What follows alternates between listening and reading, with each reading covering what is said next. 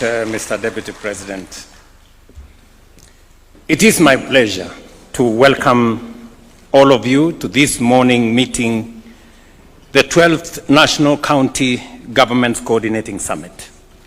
Each time we gather under this framework, we renew a commitment that lies at the heart of our constitutional order, the commitment to shared governance, inclusive prosperity, and collective responsibility for the future of our nation. Since the inaugural summit, we have seen clearly and powerfully the transformation that happens when governments choose collaboration over confrontation and partnership over competition. Devolution has not only drawn the machinery of governance closer to the people, but it has also energized counties to become genuine engines of local development, centers of coordination, and champions of responsive, people-centered service delivery. Over the past year in particular, this summit and the spirit of partnership has been evident across the country. Counties have stepped up assertively, strengthening healthcare delivery under the Social Health Authority reforms, expanding agricultural value chains, accelerating the establishment of county aggregation and industrial parks, and adopting digital systems that have modernized planning, record keeping, and payments at the county level. I must congratulate all governors and their staff for this great achievement. These reforms are visible in our hospitals, where supervision has improved, in farms and markets, where farmers and traders now benefit from better infrastructure and coordinated support, in schools, where collaborative programs such as the transfer of school feeding initiatives and assets are enhancing enrollment and retention in our schools, and in households where citizens now interact with government more easily, efficiently, affordably, and transparently. For our part as the national government, we have stood shoulder to shoulder with counties. We have implemented fiscal and structural reforms that guarantee more predictable cash disbursements, strengthened monitoring of summit resolutions, and introduced collaborative systems of planning and reporting. Most importantly, for the first time in our nation's history, we have completed the full delineation, unbundling, and gazettement of devolved function through Gazette Notice number 16472 to 16483.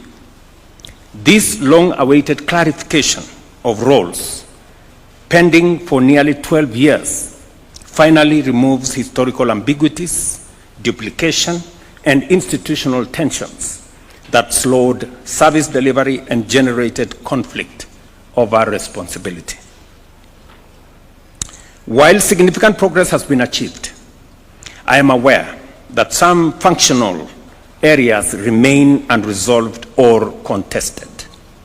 The Intergovernmental Relations Technical Committee should therefore accelerate the clarification and determination of the unbundled functional components for transfer to the respective levels of government. Ladies and gentlemen, I reaffirm that resources shall follow the transferred functions consistently and in good faith as mandated by our Constitution. In line with the gazetted functions, I am informed that IGRTC has, in the interim, identified resources for consideration in the 2026-2027 financial year for transfer to county governments. I therefore call upon the Commission on Revenue Allocation and the National Treasury, using the tentative resource estimates identified by IGRTC, to verify this information and finalize a definitive figure that will serve as the basis for financial transfer to counties in our next financial year. While we await the full realization of financial transfers, significant progress has already been made in the transfer of non-financial resources, specifically fixed and movable assets.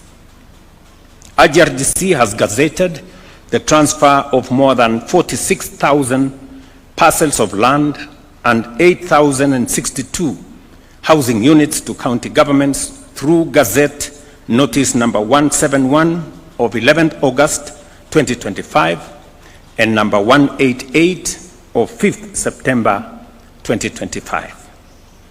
These assets are now under the custody and management of county governments. I urge counties to collaborate with the relevant agencies to facilitate the processing of legal ownership documents as required by law. Additionally, 34,000 parcels of land and over 1,000 housing units are pending transfer across 40 counties. The IGRDC should fast-track this process to ensure that all attendant resources are transferred without any further delay. A central mandate of this summit is the assessment of devolution performance across both levels of government. The Secretariat is responsible for conducting these assessments and reporting recommendations to the summit, including on recently transferred functions. While I acknowledge the positive progress made, I remain concerned about our inability to fully execute the resolutions adopted at previous summits. I urge our Secretariat to ensure full implementation of all resolutions and call upon all responsible parties to fulfill their mandates diligently and report progress promptly. At the last two summit meetings, a resolution, for example, was passed to review the Intergovernmental Relations Act to legally entrench the Council of Governors Secretariat and strengthen IGRDC. I understand that the legislative process has stalled in Parliament. I request the Speaker of the National Assembly to intervene in consultation with the Senate to resolve the challenges affecting the amendment bill's progress and ensure that intergovernmental relations institutions receive the legal support required to perform their functions effectively. As we reflect on the commitments we made to the people of Kenya, it is satisfying to observe the significant progress achieved in the last 3 years. A cornerstone of our transformative agenda has been the housing program that not only includes housing, it also includes construction of markets, institutional houses, and also hostels for our students.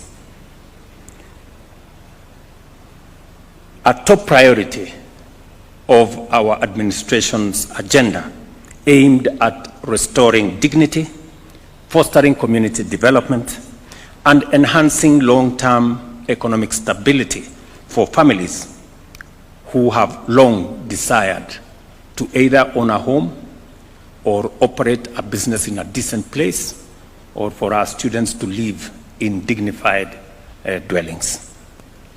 The success of this program is rooted in partnership and shared vision.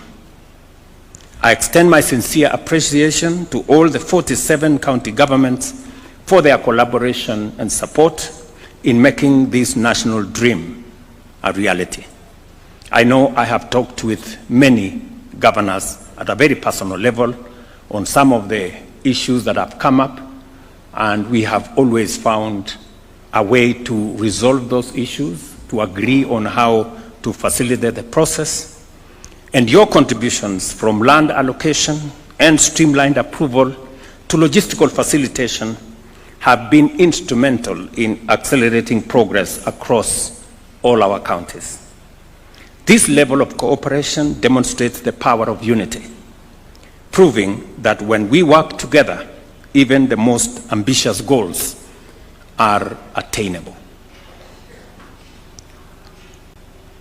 We remain firmly committed to scaling up this program to ensure that quality, sustainability, and affordable homes are within reach of every deserving Kenyan family, thereby improving livelihoods and contributing to sustained national economic growth. We have done the same on matters health, and I must commend counties for what we see as significant developments, including progress in supervision, delivery of service, delivery of health commodities, personnel issues, and an array of collaboration that has made it possible for us to be able to jointly deliver on health, a very primary and present agenda of this administration. I know we will be having a conversation on some of these issues as part of the main agenda.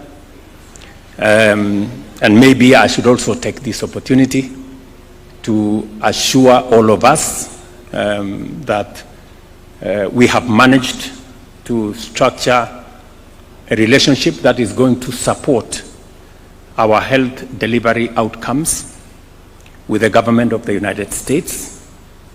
And just to set the parameters correctly, the government of the United States is a solid partner of the government of Kenya.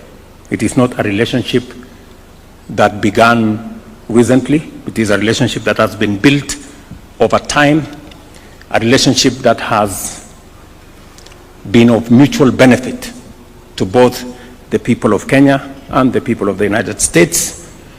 And when President Biden invited me 2 years ago for a state visit, the first after 18 years by an African head of state, it was a statement of confidence in the relationship between our two countries. When President Donald Trump invited me also alongside other colleagues from our region last week, we did agree between the two governments that much as we were going to sign one of the most consequential agreements on peace and security in our region, it was also necessary for us to further consolidate the relationship between the United States and Kenya by signing an agreement on matters health. That agreement was a request by the government of Kenya because health is one of the big tickets that between the national government and the county governments we have been focusing on for the last 3 years. And it is because many families, many people in Kenya have suffered a great deal. Many people, in fact, estimates have put it at almost 1 million families every year sink into poverty and debt because of hospital bills. And therefore, it became a concern for us as citizenry in Kenya. It became a campaign matter for all parties in the last election. And we have robustly and aggressively undertaken far-reaching reforms in that sector. We did, as a government, request the United States to support us in this space, and they acceded to our request.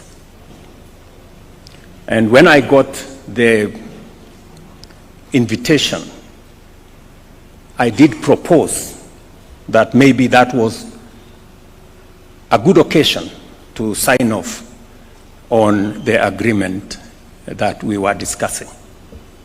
The government of the United States did send in officials from Washington to come to Kenya. We did undertake the negotiations. I must commend C.S. Duale, P.S. Oluga, and the teams at Ministry of Health for working overtime with the support of the Office of the Attorney General to finalize on that agreement and to facilitate the signing of that agreement on my visit to the United States last week. For the people of Kenya, the United States is supporting Kenya with $1.6 billion, which is just over 200 billion shillings over the next 5 years in the health sector, a sector they have been supporting for a long time. In fact, the numbers show that the United States has spent $7 billion in Kenya on matters health over time. Let me also say that this facility is not alone. I have seen some comments whether we are contracting more debt. Just to assure the nation that this is not a loan facility. I have also been careful to make sure that the negotiations were clear. If you followed the United States Secretary of State, Marco Rubio, did state clearly that we have working institutions in Kenya. We did not become the first country to sign an agreement on health with the United States by default. We became the first country by design because we have the requisite institutions and we have the requisite human capital with the capacity to undertake any negotiation. I want to remind us, and I have said this before and I will repeat it again, we have one of the best human capital anywhere in the world. We have simply the best human capital anywhere in the world. And therefore, the professionals we have at the Ministry of Health, the public officials and professionals we have at the Attorney General's office are as good, if not better, than those from anywhere in the world. And therefore, I am confident that whatever it is that we undertake, we are guided first and foremost by the interest of the people of Kenya. And I want to be very categorical that our goal is crystal clear.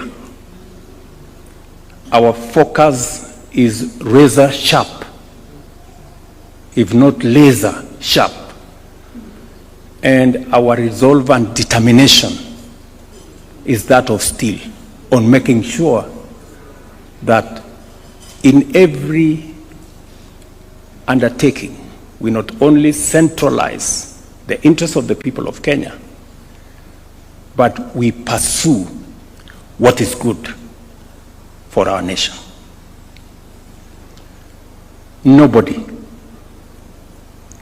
no government will take advantage of the people or government of Kenya.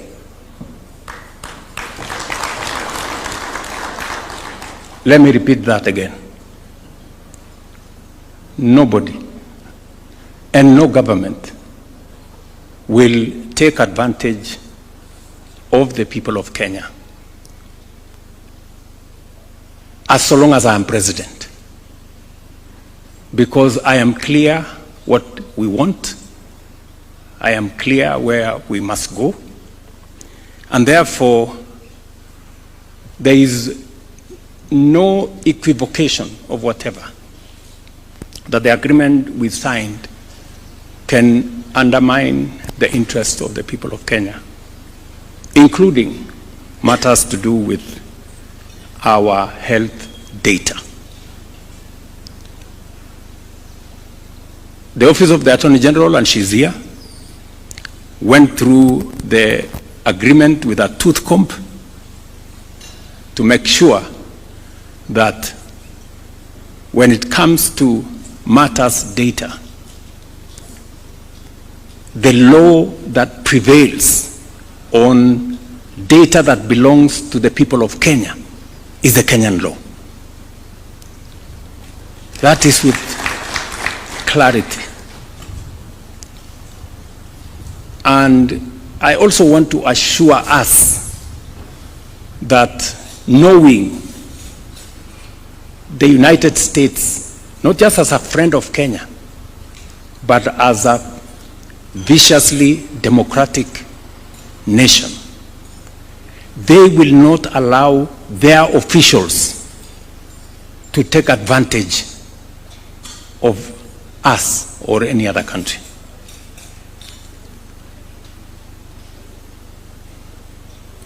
They will not. But that's not enough. Much as they will not allow their own officials to take advantage of others, we will not allow ourselves to be taken advantage of by anybody. Even if there was an opportunity for anybody to take advantage of us, we will not allow it. So, I just want to, because I know health is actually a shared responsibility in some way between the national and the county governments, and the resources that we have sought to assist us in this sector. The government of the United States themselves, they made a decision that they don't want to give their money to NGOs. They want to give their money to government. It is not our decision. It is their decision. So if anybody is annoyed in between here, they should take their anger to another place. They should not bring it to us.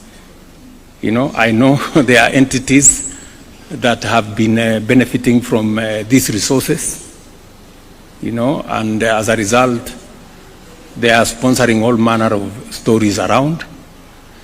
If they have a problem with the current structure, they should go and talk to the government of the United States, because they are the ones who decided that for efficiency and efficacy, they want these resources to come directly to government and to give assurance to the county governments here that those resources will find their way to our counties.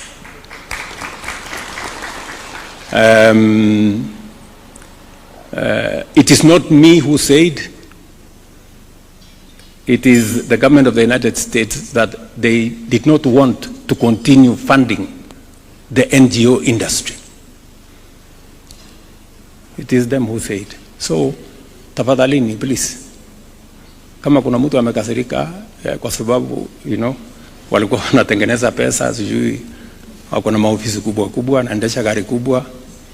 Sasa mnatuuliza nini? So I just wanted to clarify that particular point so that we are clear. And let me say this finally. that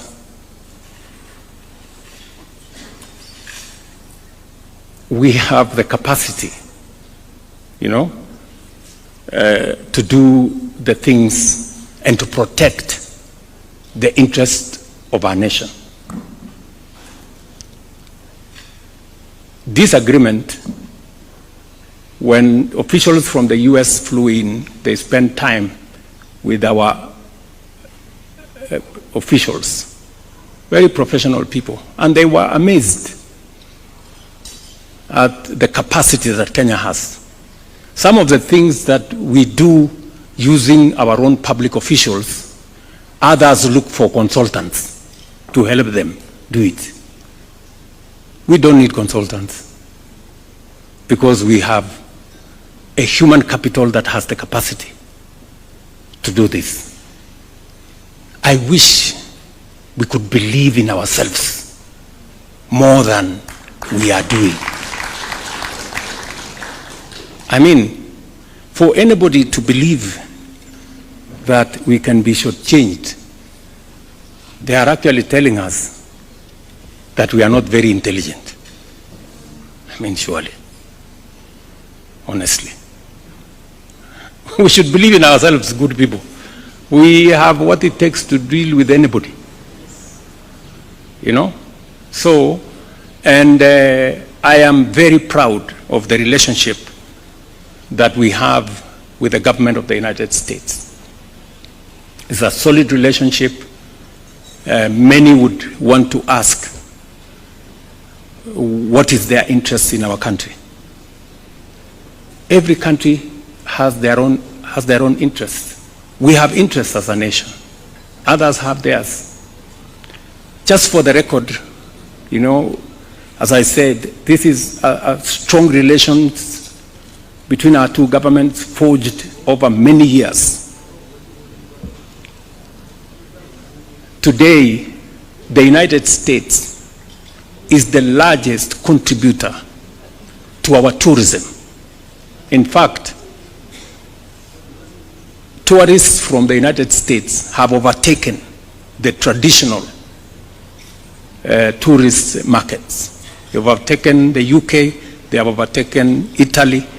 Today, as of statistics of last year, 306,000 tourists came from the United States, being the highest market. It speaks to the strong relationship between our country and the United States.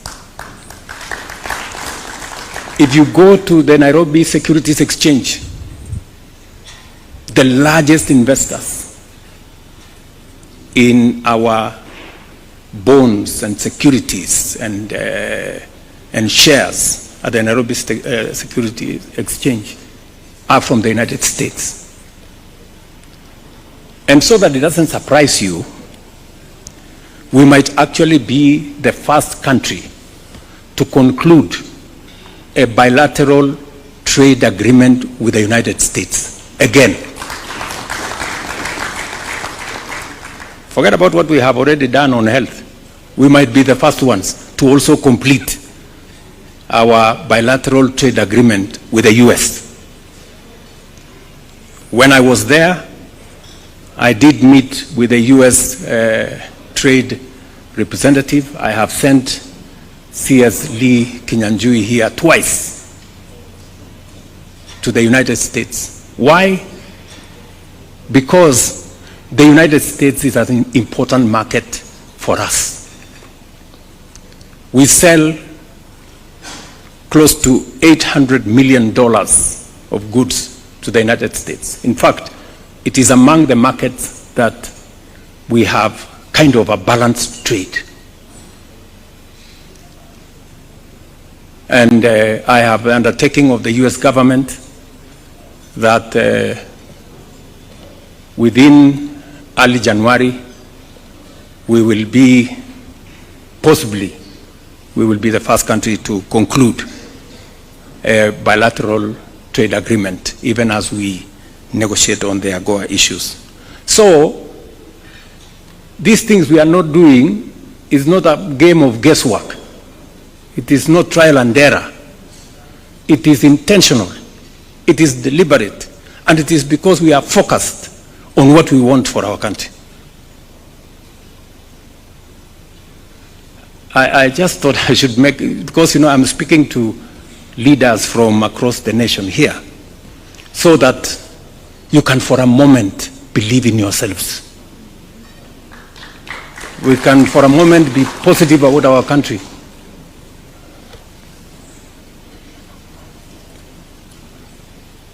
We don't want to take advantage of anybody, and I promise you, nobody will take advantage of us. Nobody. And I don't think the United States, being the responsible friends that they are, would want to take advantage of us. There is a clear, demonstrable, documented, strong relationship between the United States and Kenya. Whether it is our defense agreements and support that we get from them, whether it is the agreement that we have signed on health, whether it is the tourist numbers that come to our country, or the trade that is going on between us and the United States, which, by the way, employs close to 50,000 Kenyans, just the trade with the United States, or the bilateral labor agreement that we are about to sign.